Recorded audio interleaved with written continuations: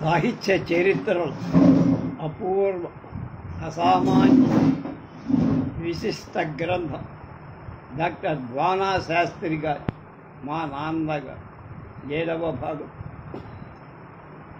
28/4/25 గురజాడ రాఘవ శర్మ గారి గురించి వారి అబ్బాయి గురుజాడ అంటున్నారు దుర్గా నాగేశ్వర శర్మ.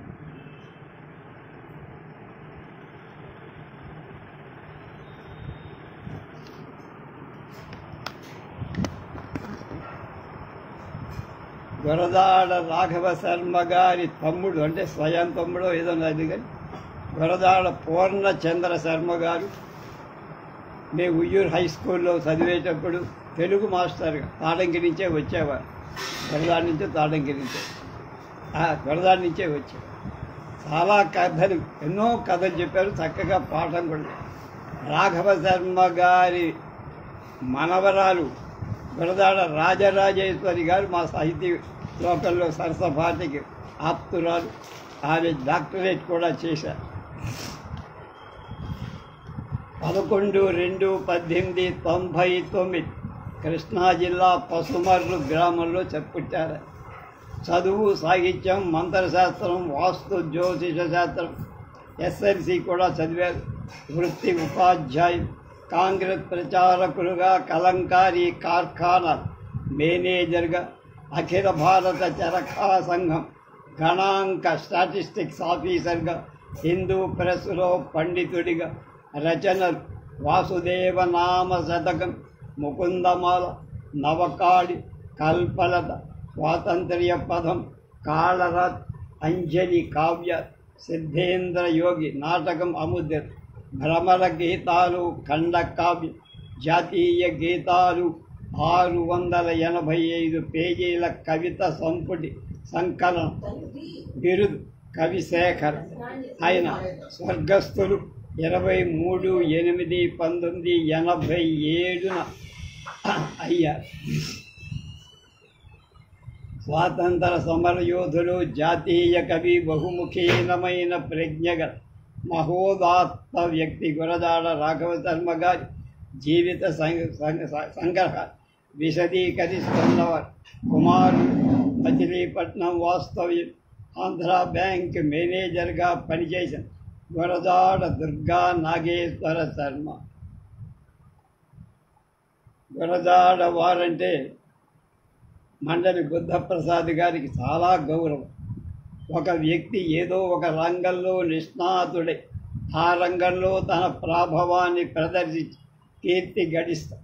కానీ మా నాన్నగారు శ్రీ రాఘవ శర్మ గారు కవిగానే కాక పండితుడిగా, గాయకుడిగా, నటుడిగా, నాటక ప్రయోక్తగా, కృష్ణ ఉపాసకుడుగా, మహామనశాస్త్రవేత్తగా, మంత్రద్రష్టగా, స్వాతంత్ర సమర యోధుడు, రాజకీయ రంగం, భోగరాజు పట్టాభి సీతారామయ్య గారి అత్యంత ప్రీతి పాత్రుడుగా, విశ్వసనీయ శిష్యుడిగా, జాతీయ స్థాయిలో మహాత్మా గాంధీకి ప్రశంసా పాత్రుడుగా, జ్యోతిష వాస్తు ముహూర్తాది శాస్త్ర పారంగతుడు, కామకోటి పీఠాధిపతి, మహాస్వామి శ్రీ శ్రీ శ్రీ చంద్రశేఖరేంద్ర సరస్వతి స్వామి, మహామహోపాధ్యాయ, తర్క వేదాంత సార్వభౌమ, మండలీక వెంకట శాస్త్రి గారు, ఆంజనేయ ఉపాసకుడు శ్రీ భాగవతుల అన్నపూర్ణ శాస్త్రి గారు, లలితా దర్శన భాగ్యోపేదు జొన్నలగడ్డ శివసుందర్రావు దంపతులు, మహామంత్రశాస్త్రవేత్త, ఆగమ పండితు శ్రీమాన్ సుదర్శనం నారాయణాచార్యుల వంటి మహామహులకు అంతేవాసిగా, శిష్యుడిగా, ఇత్యాది గుణగణ సంపన్నులు మహర్షి శ్రీ రాఘవ శర్మ గారు మా నాన్నగారు అంటారు. మా నాన్నగారి స్వగ్రామం కృష్ణా జిల్లా ఉయ్యూరు దగ్గర గురజాడ. తాతగారు త్రయంబక శర్మ, బామ్మగారు వెంకమ్మ. 7 మగ సంతానంలో ఈయనే పెద్ద. 2 సోదరీమణులు. జననం నేటికి 3 దశాబ్దాల వెనక 11/2/1899. మాతామహ స్థానం పసుమరు. మా బామ్మగారు మా నాన్నగారి ప్రసవించే సమయం ప్రసవ వేదనలో ఉండ తాతగారి కలలో ఒక వైష్ణవుడు వచ్చి నీ కోడలు అక్కడ ప్రసవ వేదన పడుతుంటే నువ్విక్కడ నిద్రపోతున్నావా అని ఒక బెత్తంతో నిద్రలేపి మా గురజాడ గ్రామాన్ని తూర్పు దిక్కుగా ఉన్న పసమర్రు గ్రామం వైపు వెళ్ళారు. మా తాతగారి తల్లి స్వప్న వృత్తాంతం చెప్పగానే, నాయన, దైవానుగ్రహం చేత నాకు ముని మనవడు, నీకు మనవడు కలుగుతున్నాడని చెప్పి మా వంశాచారం వీరభద్ర పళ్ళెం కూడా ఉంది. అందుకని నాన్నగారి వీర రాఘవ శర్మ అని పేరు, కానీ తర్వాత ఉత్తరాఘవ శర్మగా వ్యవహరించడంతే. ఆయన్ని 5వ తరగతి వరకు వెన్నకోట, చంద్రాల గ్రామాల్లో ప్రాథమిక విద్యాభ్యాసం, అనంతరం బందర్ హిందూ హై స్కూల్లో ఫస్ట్ ఫారం నుండి ఎస్ఎల్సి వరకు విద్యాభ్యాసం, ఉత్తీర్ణత అనంతరం పామర్రు తాలూకా ఆఫీస్ గుమాస్తా కొద్ది కాలం సాగి తర్వాత వానపాముల గ్రామంలో మాధ్యమిక పాఠశాలలో తెలుగు పండితుడిగా ఉద్యోగం చేస్తూ 1921లో గాంధీ పిలుపు మేరకు అసహాయోద్యమం త్రివిధ బహిష్కరణ కింద చేసే ఉద్యోగానికి రాజీనామా చేసి కాంగ్రెస్ స్వాతంత్ర ఉద్యమంలో పాల్గొని 1921 నుండి ఈ ఉద్యమ ఆశయ వ్యాప్తికి కృషి చేసి బందరు పట్టణ ప్రముఖులైన పట్టాభి సీతారామయ్య గారు, కోపల్లె హనుమంతరావు గారు, గుట్నూరి కృష్ణారావు గారుల వంటి వారు జాతీయతా స్ఫూర్తితో ప్రారంభించారు. జాతీయ కళాశాల, నేషనల్ కాలేజీలు చేనేత అద్దకం విభాగాన్ని మేనేజరుగా ఉండి పల్నాడు మాచెల్ల గ్రామాలకు వెళ్ళి 100 మంది మగ్గం నేత వాళ్ళని తీసుకొచ్చి మగ్గాలపై చేనేత వస్త్రాలు నేయి వాటిపై కలంకారీ అద్దకాన్ని ప్రారంభం. ఆ కృషే ఇవాళ బందరు పట్టణాన్ని కలంకారీ వస్త్ర ప్రాముఖ్యం కలగ. దాని పక్కన పెడలకు వచ్చింది ఆ పేరు.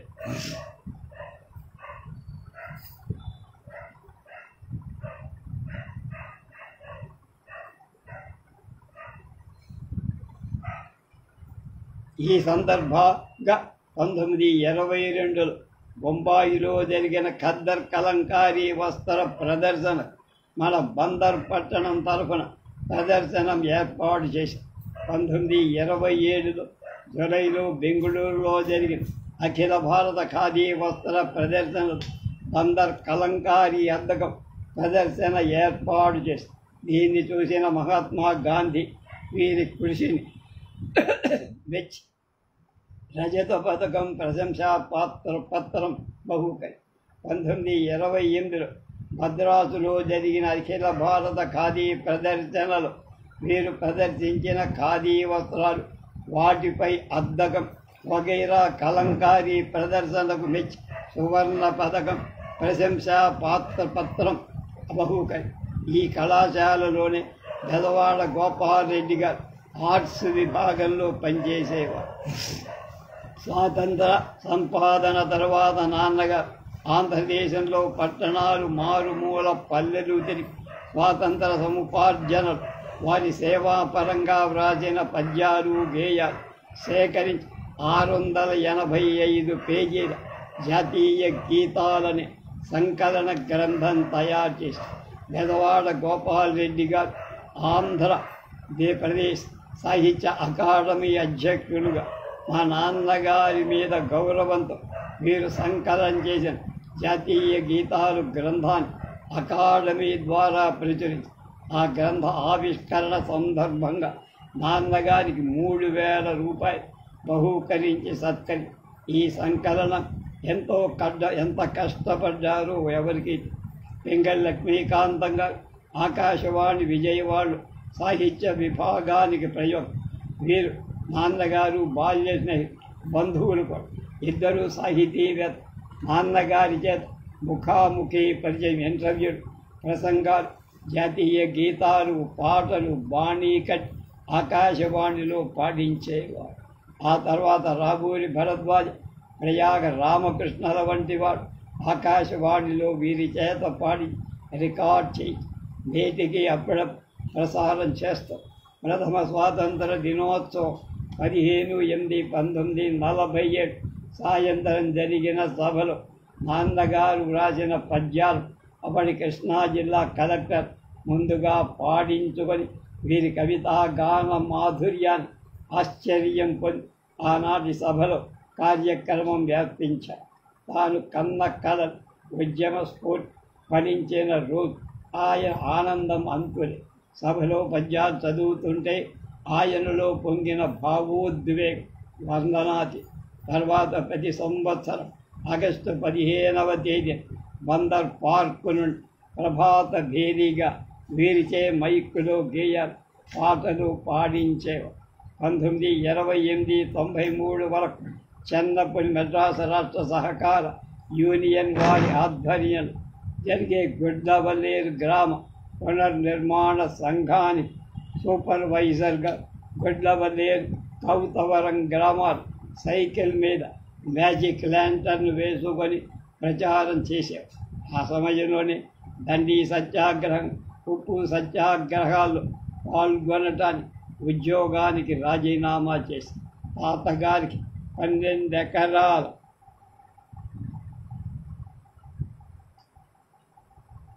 మామిడి తోట, మాగాణి భూమిని, ఇంటిని తెల్ల కాగితం మీద సంతకం చేసి ఆస్తంతా వదిలారు.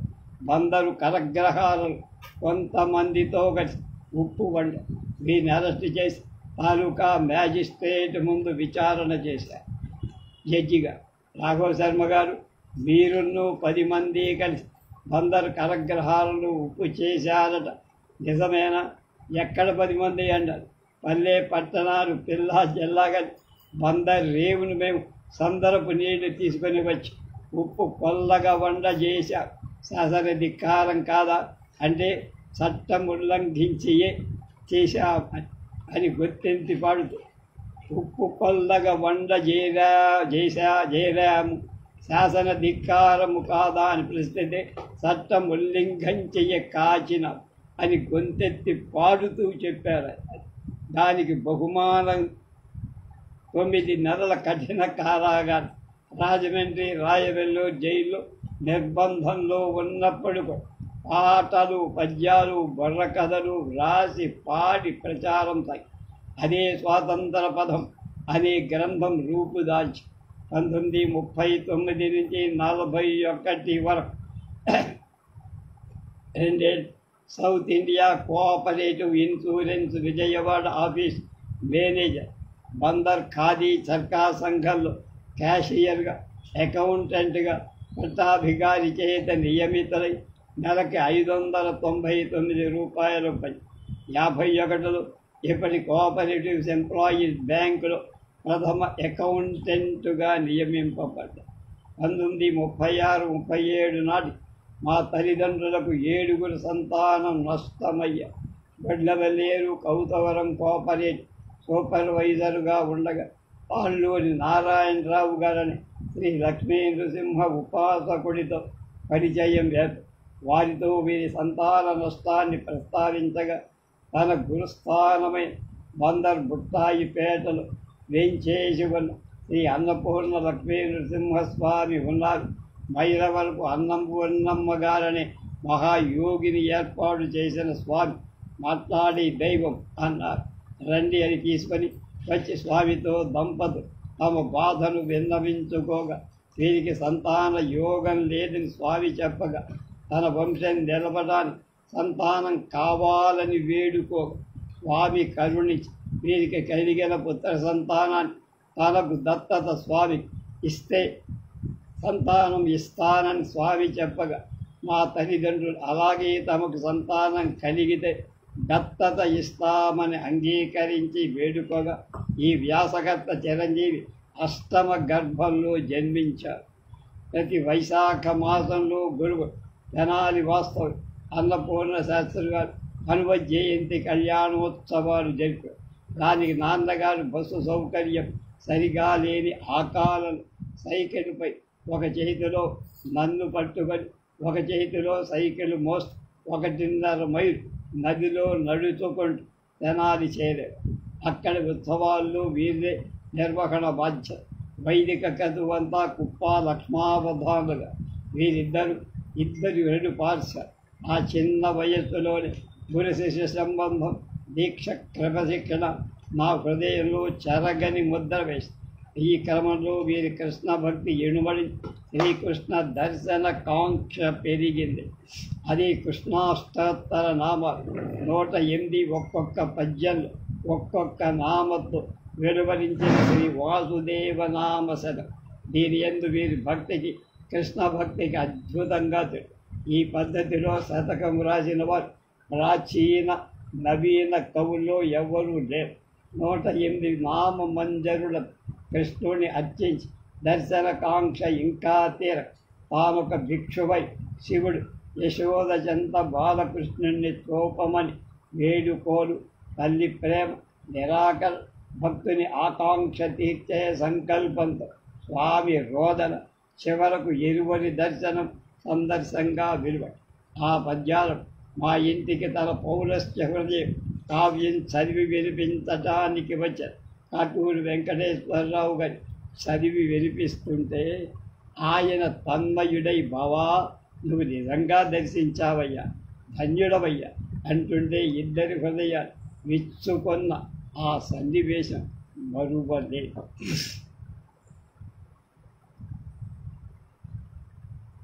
దర్శించిన స్వామి మాతృమూర్తిగా భావి తానొక బాలుడై పాలు ఆరగించమని వేడుకో.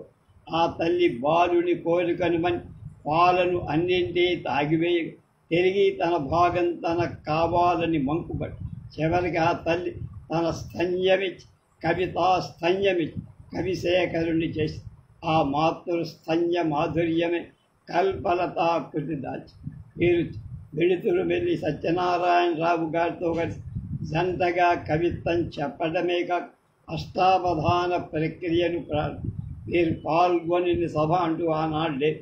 సభలలో ఆశువుగా పద్యాలు, ప్రసంగాలు చేయదు. పండితులకు వ్రాసే ఉత్తర ప్రత్యుత్తరాలు కూడా పద్యాల్లోనే ఉండేవి.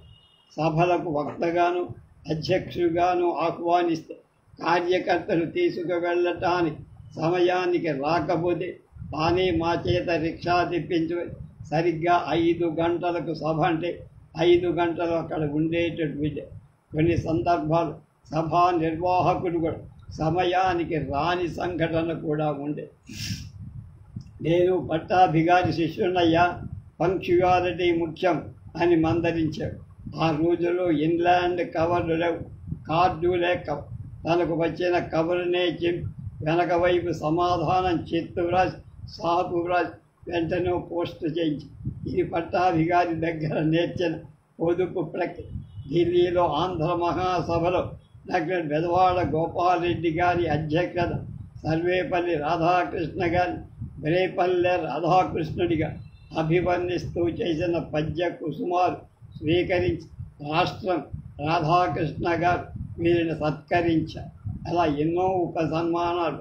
మా నాన్నగారు 25వ ఏట కృష్ణా జిల్లా నిమ్మలూరు వాస్తవ్యం ఈరంకి సీతారామయ్య గారి దగ్గర జ్యోతిష, వాస్తు, ముహూర్తాది శాస్త్రాలు అధ్యయనం చేసి వీరి శాస్త్ర విజ్ఞానంతో పాటు అనుష్ఠాన శక్తి కూడా తోడు. ఆంధ్రదేశం ఎందరో ప్రముఖులు నాన్నగారి దగ్గరకు తమ సమస్యలు చర్చించి వెళ్ళారు. ఎవరి పోస్టులో జాతకం వివరాలు కానీ ఇంటికి వెళ్ళి ముహూర్తాలు వ్రాసి ఇవ్వడం కానీ చేసేవారు. వారు తెచ్చిన పండ్లు కూడా చేత్తో స్పృశింపక కృష్ణ మందిరం దగ్గర పెట్టమని పెట్టించడం, నివేదన వినియోగం. శుభకార్యాలకు వెళ్తే తాంబూలంలో దక్షిణ లేదని చూసి మరీ స్వీకరించారు. పట్టాభిగారు నాన్నగారి కార్డు రాశారు, నువ్వు కఠిన దారిద్ర్యాన్నైనా అనుభవిస్తావి కానీ జ్యోతిషాన్ని నీ ఉపాధికి వినియోగించుకోవు కదరా అన్నదానికి ప్రత్యుత్తరంగా వేదన షడంగ వేదాన్ని షడంగమైన జ్యోతిషం నా పొట్టకూటికి ఎలా అమ్ముకోనరా? నేను నమ్మిన నా కృష్ణ పరమాత్మే నాకు అన్నం పెట్టగలని ఆహా ఏం విశ్వాసం! గీతాచార్యుడు చెప్పాడు, ఏ జన పర్యుపాసతే తేషాం నిత్యాభియుక్తానం యోగక్షేమం వహామ్య అనే వాగ్దాన అక్షరాల నమ్మి ఆచరించిన వ్యక్తి మా తాతగా. మా నాన్న వారి నోటి వెంట వచ్చిన ప్రతి మాట శాస్త్రము, దైవవాక్కు సత్యమైంది. ఋషీనాం వాచం అర్ధోను ధావతిగా.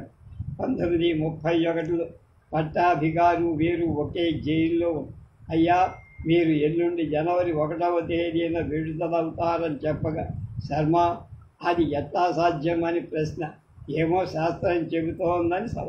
అలాగే పట్టాభి గారు విడుదలై ఢిల్లీ నుండి వెలువడే పత్రికలు వీరిని ప్రశంసిస్తూ ఒక వ్యాసం కూడా రాసి, అలా జరిగిన ఎన్నో సంఘటనలు సుమారు 75,000 జాతకాలు వేసి పరిశీలన చేశారు. వాల్యూములుగా రికార్డు చేయబడి సుమారు 100 సంవత్సరాల పంచాంగాలు కూడా. నాన్నగారి ఉత్తర దేశ యాత్రకు తీసుకువెళ్ళారు. బృందావనంలో 3 రోజుల్లో అక్కడ తానొక గోపికై కృష్ణుని తన గోపికా హృదయాన్ని తనలోని శ్రీకృష్ణ పరమాత్మ ఉన్నాడని అద్వైతానుభూతిని గోపికా హృదయం అనే ఖండికర. నాన్న, ఇక్కడ ప్రతి ఇసుక రేణువులు శ్రీకృష్ణుడి పాదస్పర్శ ఉంది అని ఆ ధూళిని నెత్తిన వేసుకొని తన్మయులై, నాకిక ఏ కోరికలు లేవురా, నా జన్మ సార్థకమైంది, ధన్యమైందని 1985లో అనారోగ్య కారణంగా కోమాలోకి ప్రతి అరగంటోసారి ఒరేయి అనిపించి, ఏం నాన్నగారు ఏం కావాలని మేము అడగ, మిమ్మల్ని కాదురా వాణ్ణి అని పైకి చూపించేవారు.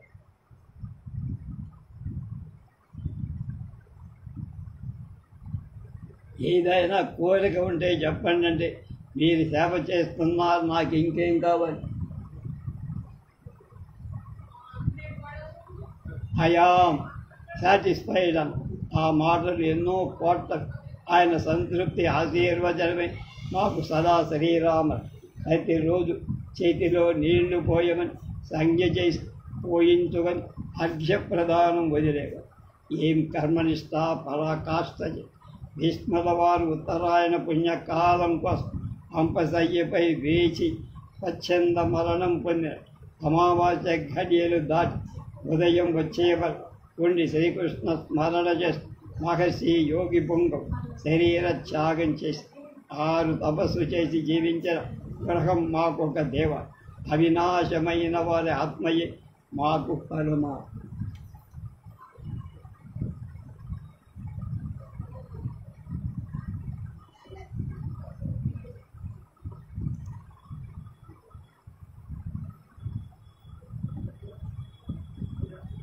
రెండవ చివరి వ్యాసం గరికపాటి మల్లావధాని గురించి.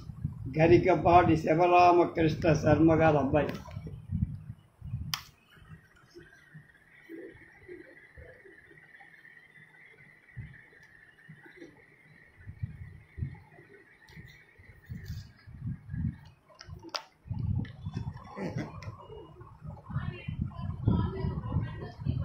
పద్దెనిమిది 1899 అన్నీ అందులోనే ఉన్నాయి. పశ్చిమ గోదావరి జిల్లా చోడవరం గ్రామం.